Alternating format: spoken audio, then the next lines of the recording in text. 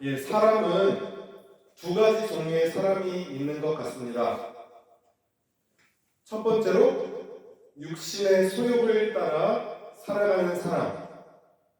두 번째로 성령의 인도를 따라 성령의 바라시는 대로 그것을 순종해 가는 사람. 이렇게 두 가지 종류의 사람이 있는 것 같습니다. 육신의 소욕이라고 표현된 것들은 요한일서 2장 16절에 이렇게 나옵니다. 세상에 있는 모든 것, 곧 육체의 욕망과 눈의 욕망과 세상 살림에 대한 자랑은 모두 하늘 아버지에게서 온 것이 아니라 세상에서 온 것이기 때문입니다. 육체의 소욕들은 이렇게 눈에 보이는 것들, 세상 살림에 대한 자랑들, 이런 것들은 아버지께로 온 게 아니라 세상으로부터 왔다. 그리고 이런 육체에 바라는 것들을 이루면서 살아가다 보면 어떠한 일이 일어나는가? 갈라디아서 5장 19절 20절에 육체의 일은 현저함이 곧 음행과 더러운 것과 호색과 우상숭배와 술수와 원수를 맺는 것과 분쟁과 시기와 분냄과 당짓는 것과 불리함과 이단과 투기와 술 취함과 방탕함과 또 그와 같은 것들이라. 이런 일을 하는 자들은 하나님의 나라를 유업으로 받지 못할 것이라 했습니다. 이렇게 육체에 바라는 것들을 하는 사람은 결국 사망에 이르고 하나님의 나라를 유업에 받지 못한다 하는 것입니다. 그런데 우리 속에 어떨 때는 육체의 욕망이 생길 때가 있고 어떨 때는 성령께서 그 나를 이끌어 가신 대로 순종하고 싶은 마음이 들 때가 있습니다. 그런데 이 둘이 서로 대적할 때가 있는데 우리는 그럴 때 무엇을 선택해야 됩니까? 흔히는 이런 표현하지요. 내 마음에 하얀 개와 검은 개가 있다. 하얀 개가 승리하게 하는 방법이 뭔지 아십니까? 그것은 하얀 개에게 더 먹이를 많이 주면 됩니다. 우리 안에 육체의 생각, 성령의 생각이 공존할 때에 우리가 검정 개를 무서워해서 싫어해서 저렇게 하지 말아야지라고 관심을 더 가지고 두려워하는 게 그 육체를 멀리하는 게 아니라 하얀 개, 성령의 일에 더 관심 가지고 때때로 나의 육체의 소욕이 올라올 때에 그것을 관심을 갖지 않는 것입니다.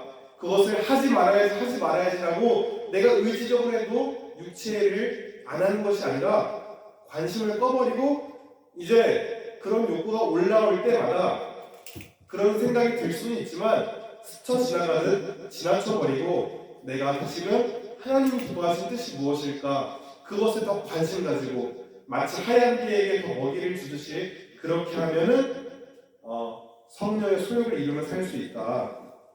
갈라디아서 5장 16절에 이런 말씀을 합니다. 성령을 쫓아 행하라. 그리하면 육체의 욕심을 이루지 아니하리라. 갈라디아서 5장 18절에 성령이 인도하시는 바가 되면 율법 안에 있지 아니하리라. 오늘 본문 말씀은 뭐라고 했습니까? 로마서 8장에 육신을 따라 살지 않고 성령을 따라 사는 우리가 율법이 요구하는 바를 이루게 하려 하는 것이라. 성령을 쫓아 사는 삶은 율법을 이루며 사는 삶이라는 것입니다. 예전에는 나를 올가매는 율법의 테두리에서 벗어나 이제는 더 큰 법, 생명과 성령의 법을 이루며 사는 사람이니까 이전의 법과는 비교할 수 없는 더 높은 수준의 법을 이루며 살아가는 사람들이라는 것입니다. 예전에는 이거 하지마, 계명에 따라서 수동적으로 계명을 지켰다면 이제는 생명과 성령의 법의 인도에 따라 살아가는 사람은 성경이 기록하진 않았지만 하나님께서 인도하시면 그때그때마다 하나님의 뜻을 이루며 율법의 테두리보다 더 큰 것을 이루며 살아가는 것이 성도의 삶이라는 것입니다. 우리 성도는 이런 사람 같습니다. 세상 사람들은 상식이라는 테두리 안에서 살아갑니다.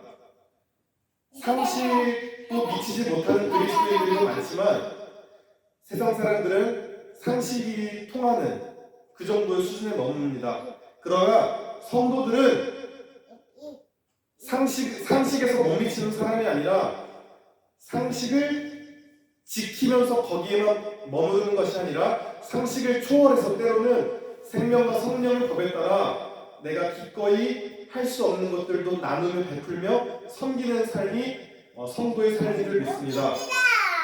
세상 사람들은 이 정도 테두리 안에서 그래 이 정도 하면은 내가 됐지 라고 하는 어느 율법적인 사회적인 법의 테두리 안에서 살아가지만 성도는 생명의 성령의 법을 따라 살아가는 사람으로서 더 큰 법, 상식을 지키지만 상식을 초월해서 살아가는 사람들이라는 것입니다. 자, 그렇다면 어떻게 하는 것이 성령을 쫓아 행하는 삶인가? 그것을 제가 한번 고민해 보게 되었습니다. 그러다가 저희 어머니가 유튜브를 보내주셨는데 그 하나님의 대사라는 책을 쓴 그 책 아시죠? 그 김화중 대사님이 쓰신 그 유튜브 영상을 보내주셨어요. 제가 보라고. 그래서 한번 제가 봤습니다. 그런데 참 도전되고 인상 깊은 것들이 있어서 좀 나눠보려고 합니다. 이분은 주중 대사 통일부 장관을 지낸 분인데 이분이 말씀하는 것은 오늘 본문처럼 성령의 사람이 되십시오 라고 합니다. 그러면서 자기가 어떻게 성령을 쫓아 살았고 어떻게 성령의 인도를 받아 살았는지를 간증으로 몇 가지 나누는데요. 예를 들어서 자기 큰딸이 결혼하는데 축의금을 기도하는데 하나님 축의금 받을까요 말까요 할 때에 하나님이 받지 말라고 그렇게 응답을 주셨대요. 근데 이분이 30년간 공직생활하면서 뿌려놓은 돈이 얼마나 많은데 받지 말라 하니까 그냥 받지 않으셨어요. 자녀가 셋이 있다는데 이제는 아들이 결혼할 차례가 돼서 뭐라도 하나 챙겨줘야 되는데 이번에 아내가 이랬답니다. 여보, 이번엔 묻지 말고 하나님한테 묻지 말고 그냥 합시다 이렇게 했는데 그럴 수 있습니까? 여전히 또 기도했는데 받지 말라. 그래서 안 받고 했답니다. 그러니까 그 아들이 야, 니네 아버지 진짜 주중 대사 맞아? 왜 이렇게 사람이 안 왔어? 이렇게 얘기를 했답니다. 그런데 자기는 이런 얘기를 해줬대요. 아들에게. 아들아, 내가 물질적으로는 많이 못 해줬지만 내가 더 큰 축복을 달라고 그렇게 기도할 때 했는데 실제로 그렇게 이루어졌다고 합니다.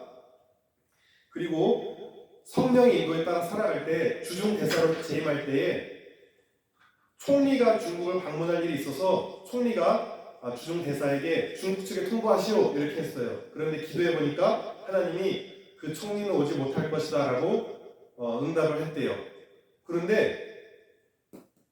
그러니까 통보를 계속 안 하니까 한국 총리는 왜 안 하냐 이렇게 닥달하는데 어쨌든 못합니다 이렇게 얘기를 했대요. 그런데 돌연 총리가 사임하게 되는 일이 발생했습니다.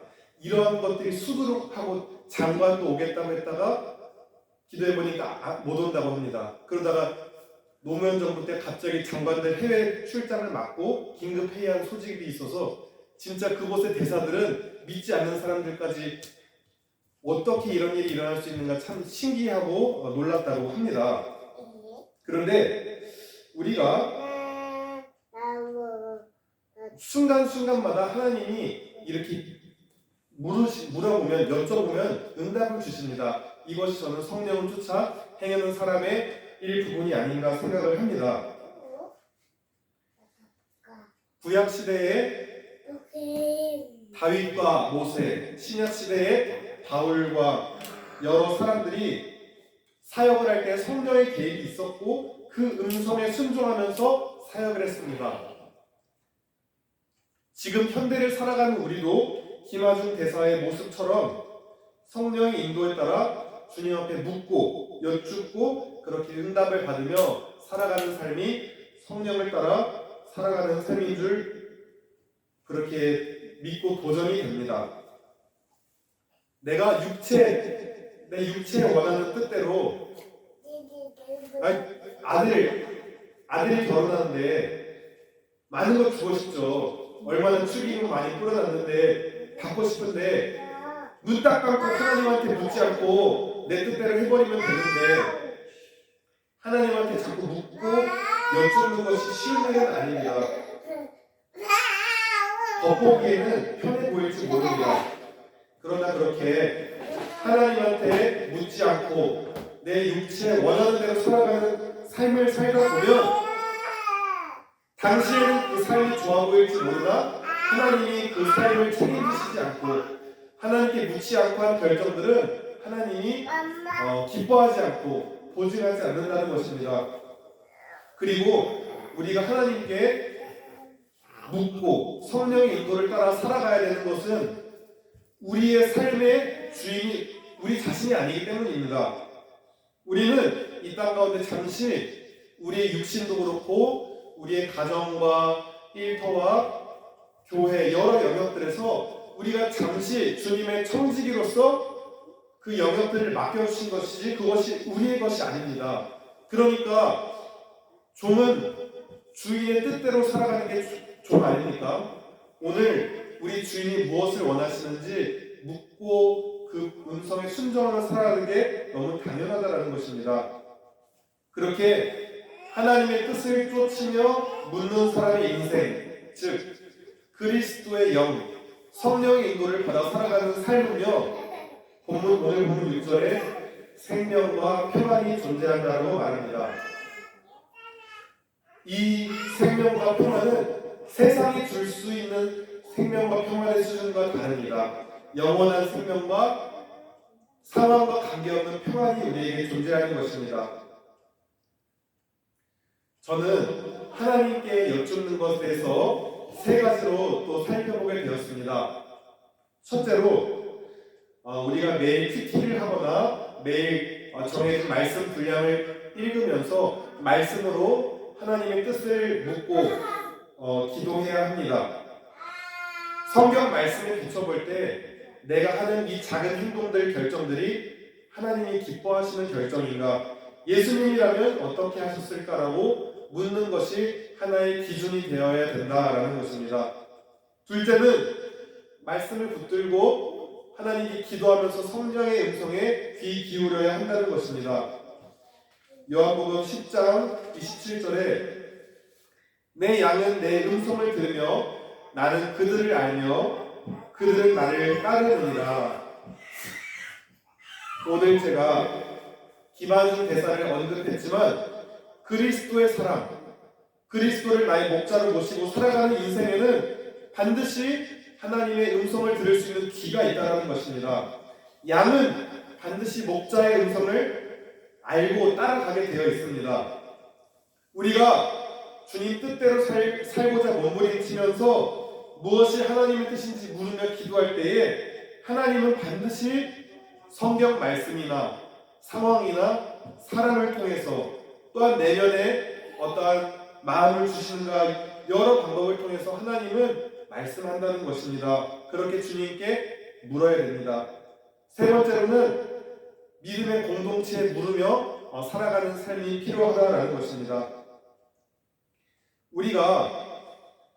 우리 각자 하나님께 기도하고 음성을 받을 수 있어요. 오늘 김하중 대사나 여러 성경의 인물들처럼 다윗도 이 성 전체에 올라가리까 말리까 순간순간 기도했을 때 응답을 주신 것처럼 그렇게 응답 받으며 살아갈 수 있죠. 그런데 우리는 우리 육체에 죄성이 남아있어서 우리가 성령 충만하지 않을 때는 때때로 하나님의 음성이다라고 생각하지만 그것이 내 욕심에 근거할 수 있다. 예를 들면 제가 여름에 오늘 지금처럼 더운 여름날에 아이스크림이 너무 먹고 싶은 생각이 갑자기 들었어요. 그런데 오늘 점심에 하나님 제가 무엇을 먹어야 됩니까? 라고 하면은 상대적으로 건강에 좋은 음식보다 그래 아이스크림을 먹어라 라고 이런 식으로 나의 그 육체의 욕심이 근거한 대답이 나올 수 있는 확률이 높다는 것입니다. 그러니까 우리가 내가 하나님께 응답받았다 하더라도 우리 믿음의 공동체들 식구들에게 나의 응답을 나누고 때때로는 교회 목회자에게 물어보는 것이 지혜로운 방법이다. 어떤 사람은 내가 직통 계시를 받았고 하나님께 말씀을 받았어 라고 하지만 이것은 아이스크림을 예를 들은 것처럼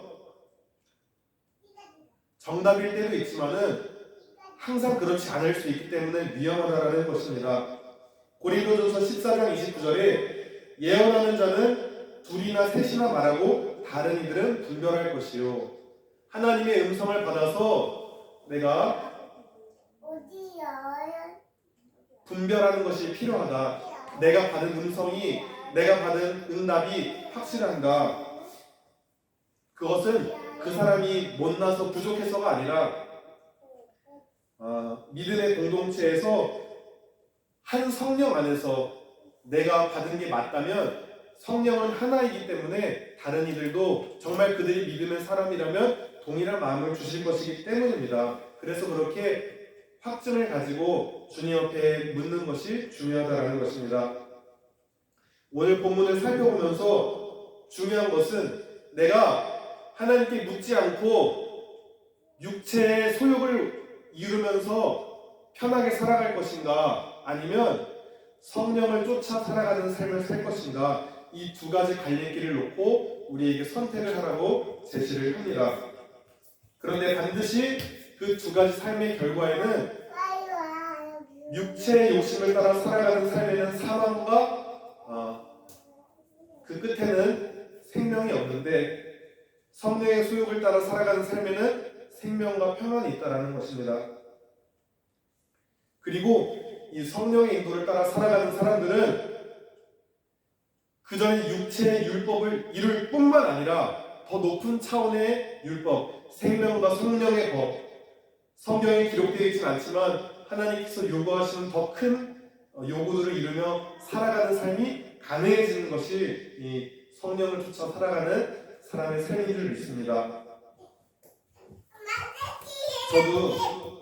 저도 이렇게 매 순간 주님 앞에 묻는 훈련을 하고자 제가 다니는 기도원에서 그 초록색 여쭈어라 스티커를 주셨어요. 그래서 저희 제일 잘 보이는 거실에 하나, 서재방에 하나, 애기방에 하나 붙여놓고 이거를 보지 않으면 우리 핸드폰에 가족 사진 붙여놓거나 말씀 사진 붙여놓듯이 내가 순간순간 여쭈어라 라는 스티커를 보지 않으면 여전히 나는 내 상식과 내 살아온 경험과 판단으로 하나님께 묻지 않고 할 것이기에 여쭈어라 스티커를 보면 순간적으로 그냥 내 계산대로 하려고 했다가 그런데 하나님의 뜻은 무엇일까? 이렇게 묻는 브레이크 하나의 그 기능이 되었던 것이죠.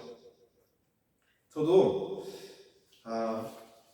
작은 것에서 하나님께 세세하게 다 묻지 못해도 그런 것이 자꾸 습관이 되려고 노력하는 중입니다. 우리가 매일 아침 말씀 묵상을 하면서 어떤 사람은 암송하면서 기도하면서 또 믿음의 공동체 사람들에게 기도 제목을 나누고 나의 응답을 나눌 때 이것이 정말 하나님의 뜻이 맞는가 그렇게 물으면서 그렇게 성령의 인도를 따라 살아가려고 하는 사람들은요, 율법의 요구를 성취하며 그 이상의 것을 이루며 생명과 평안을 누리며 살아가는 삶인 줄 믿습니다. 그리고 이러한 삶의 태도는 나는 너무 연약하고 미련합니다. 주님의 인도가 필요합니다. 나는 겸손한 마음이 있기 때문에 자꾸 주님께 물을 수밖에 없는 것입니다. 저도 주님한테 묻지 않고 대충 내 결정대로 했다가 손해보고 실패한 일이 얼마나 많은지 모릅니다. 그래서 작은 것 하나에도 하나님 말씀에 비추어서 결정하고 작은 것에도 내가 먼저 하나님께 묻고 기도하며 또 믿음의 공동체에도 묻고 분별받으며 하나님의 뜻을 잘 발견하는 우리 모두가 되길 원합니다. 그리고 그 발견한 뜻을 순종하며 살아갈 수 있는 그런 믿음의 사람들 다 되시기를 기도합니다. 그리하여 우리 모두 육체의 소욕, 육신에 속한 사랑으로 살아가는 게 아니라 이제는 내 안에 그리스도의 영, 성령의 인도에 따라 살아가는 그리스도의 사람이 되어서 주님이 주시는 생명과 평안을 누리며 살아가시는 복된 인생들 다 되시기를 예수님의 이름으로 축복하며 기도합니다. 아멘. 기도하시겠습니다. 하나님 감사합니다. 우리 인생에는 두 가지 갈림길이 있습니다.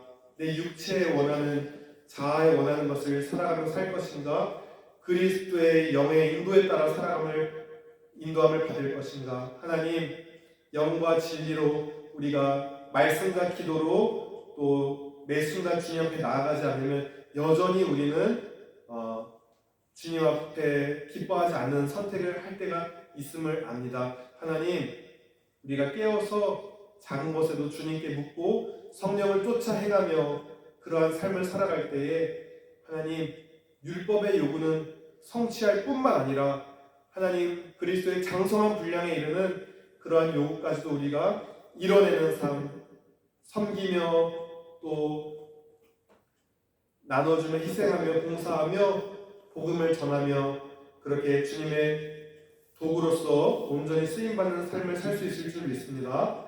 우리에게 좋은 말씀을 묵상할 수 있는 영적인 습관이 생기게 하시고 기도로 주님께 물을 수 있는 기도의 자리를 확보할 수 있는 좋은 기도의 습관이 생기게 하시고 또한 정말로 성령 안에서